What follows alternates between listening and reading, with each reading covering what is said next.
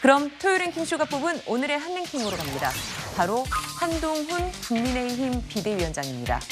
한 위원장이 어제 경기도 구리시를 찾아 서울 편입을 신속하게 진행하겠다고 말했습니다.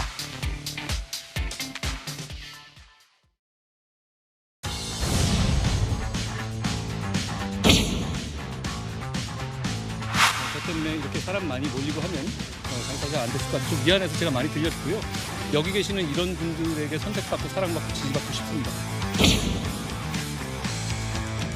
구리에서는 서울시 편입을 원하시는 분들도 많이 있죠. 적극적으로 신속하게 진행해 드리겠다는 약속을 드립니다. 네, 스튜디오에는 이현종 문화일보 논설위원, 최진봉 성공회대 교수, 정혁진 변호사, 박상규 채널A 개건 해설위원 나오셨습니다. 안녕하십니까? 네, 안녕하세요.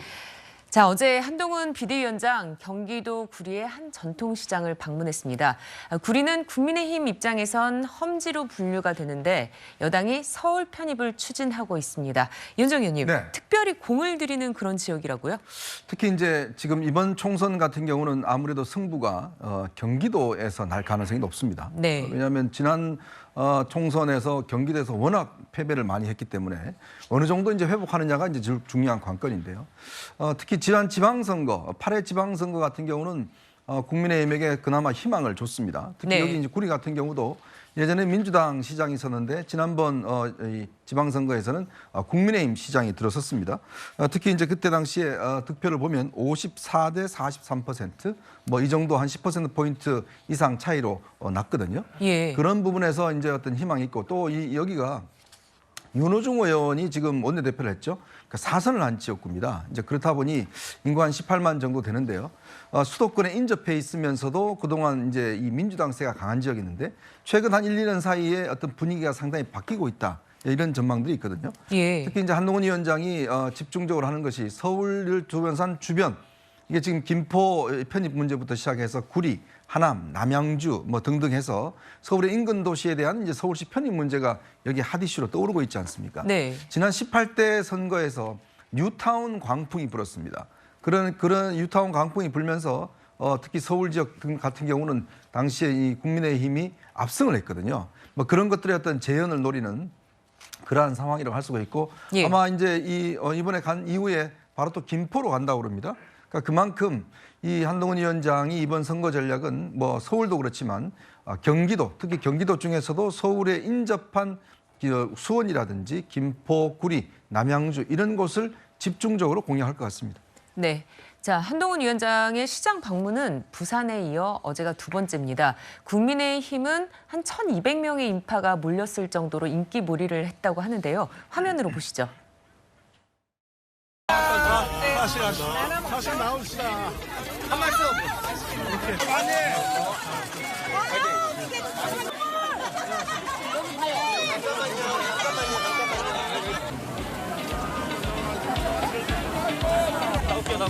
나올게요. 앞에 좀 나올게요.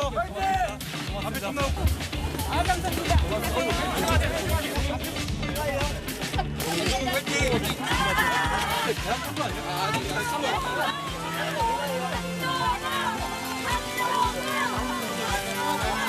자, 우리 다 국민들 화이팅입니다.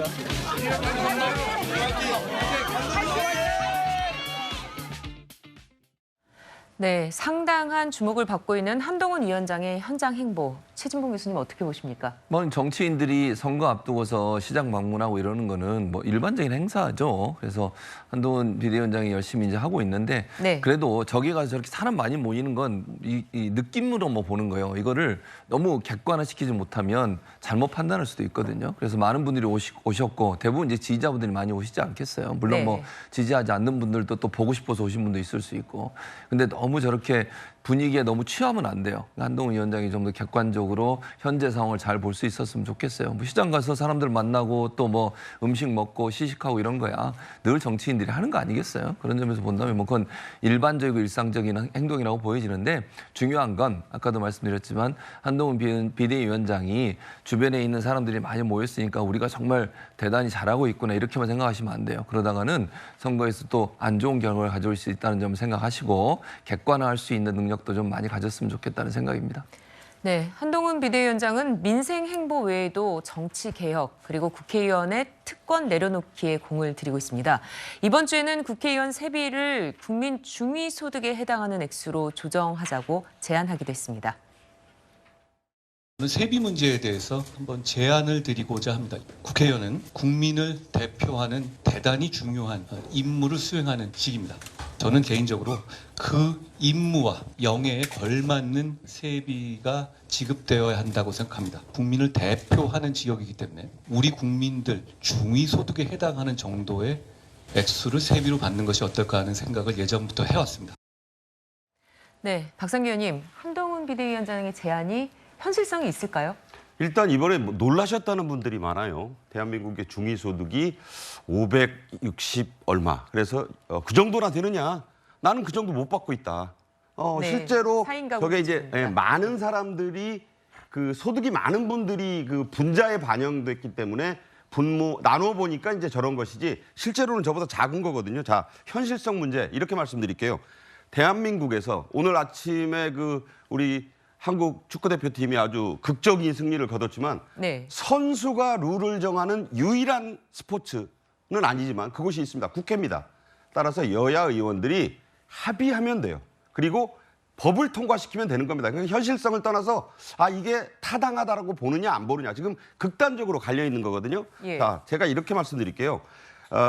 의원들이 세비 이번에 1.7%포인트 올렸습니다. 공무원 2.3% 올렸는데 우리는 조금 올렸다 그랬는데 세비가 1억 5,700만 원 연봉 개념으로 엄청 받습니다. 근데 이게 다가 아니거든요. 자, 인건비 5억여 원도 나라가 대주죠. 주유비, 국내외 출장비가 1억이 넘어요. 이것도 다 나라가 대줍니다. 홍보물, 현수막 제작비, 심지어 생수, 음료수, 커피값 다 나라가 대줘요. 그래서 이걸 다 계산을 해보면 의원 한 사람 유지비가 얼마나 나오냐? 13억 원입니다. 이게 넘어요. 네. 자, 13억 원어치 일을 하고 있다고 보시는 국민들이 많으면 더 줘야지라고 생각하겠죠. 그러나 13억 원어치 받고 그것밖에 일을 안 해? 라고 생각한다면 그게 마련한 사람이 한 위원장이냐 아니냐를 떠나서 내려야 된다라는 컨센서스가 더 많아지는 거예요. 따라서 제가 볼 때는 현실성의 문제 그리고 이 중위소득이라는 문제는 매우 민감한 부분입니다. 이 부분은 한번 찬찬히 본인들이 한번 명세서 갖다 놓고 생각을 해보시고 지역구의 여론들을 좀 들어보시면 답이 좀 나오지 않을까 그렇게 생각합니다. 네. 그런데 이준석 개혁신당 대표는 이런 제안을 한 한동훈 비대위원장을 겨눠서 또 발언을 했습니다. 이런 거 공약 내자면 끝이 없어요. 그럼 장관 때부터 깍지 그랬어요. 예, 법무부 장관 저보다 많이 받거든요. 예, 법무부 장관은 국민의 공복 아닌가요? 법무부 장관 월급을 깎아버리면은 그러면은 밑에 그러면은 차관도 깎아야겠죠. 그러다면 밑에 저 밑에 9급까지 깎아야겠죠. 이런 게 저는 논리적으로 맞지 않는 건데 될 리도 없거니와.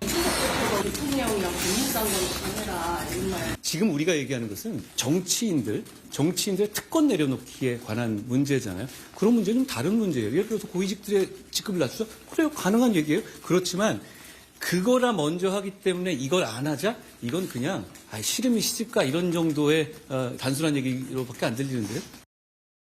네, 장혁진 변호사님.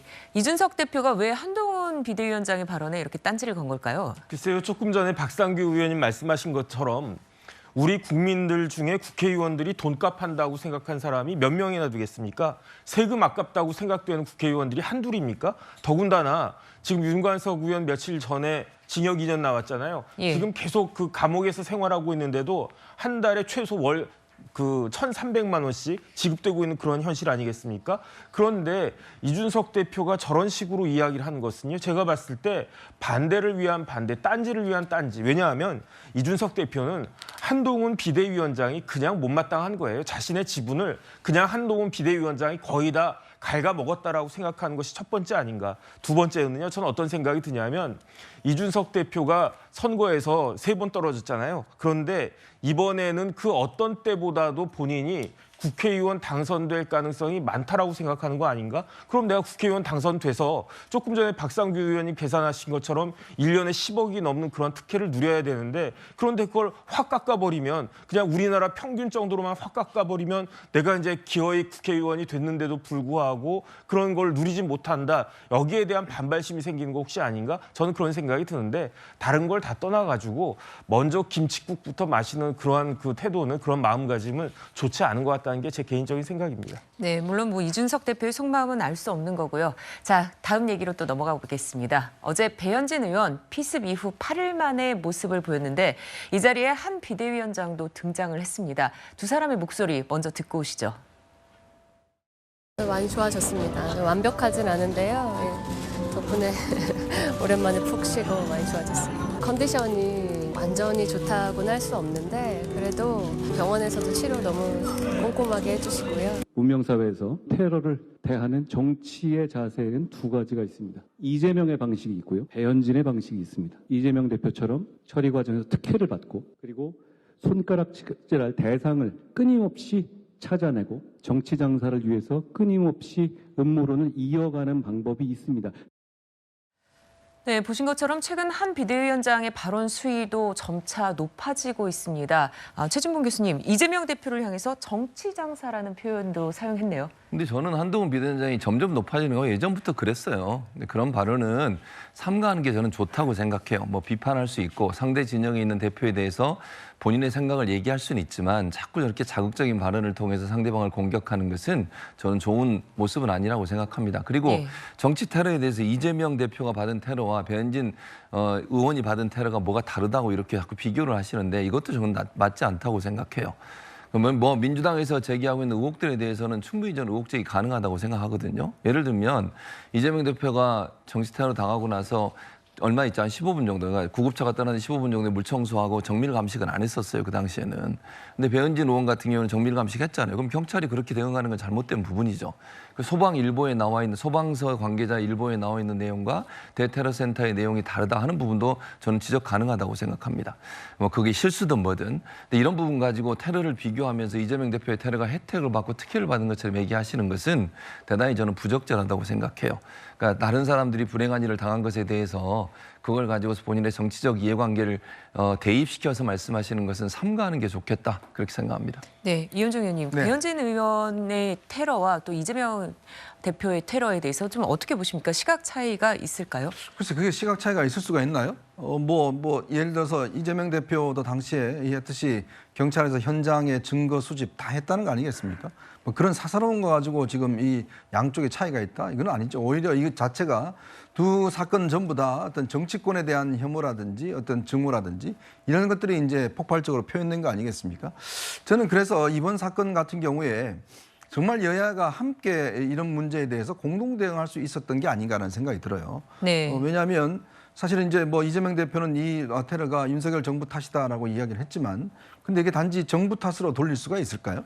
그러니까 전체적인 정치권이 지금 국민의 불신을 받고 있고 우리가 좀 전에 세비 이야기했지만 과연 그렇게 돈을 많이 받으면서 제대로 일을 하고 있느냐 이 부분에 대한 책임도 있는 거 아니겠습니까? 그렇다면 지금 원내 일당은 누굽니까? 지금 행정부 권력은 이 윤석열 정부가 국민의힘이 갖고 있다고 그러지만 지금 의회 권력은 지금 민주당이 갖고 있는 거 아닌가요? 자 그렇다면 이런 부분에 있어서 여야가 정말 이제 뭐 소위 결의문이라도 이런 어떤 이 정치적 혐오를 줄이자 아니면 우리가 이렇게 하자라든지 이런 것이라도 좀 냈으면 괜찮았을 텐데 그저 그냥 이거를 이용을 하고 이 문제에 대해서 그냥 넘어가니까 과연 앞으로 또 이런 문제가 발생하지 않으라는 부분은 없는 것이거든요. 그만큼 정치권이 정말 이렇게 국민 사이에 팽배한 또 일부 이런 어떤 극단적인 사람들이 이걸 이용할 수가 있는 측면이 있기 때문에 이런 걸 좀 승화시켜야 되는데 문제는 아직까지도 저렇게 이용하고 있다는 거 그 자체는 저는 바람직스럽지 않다 생각이 듭니다.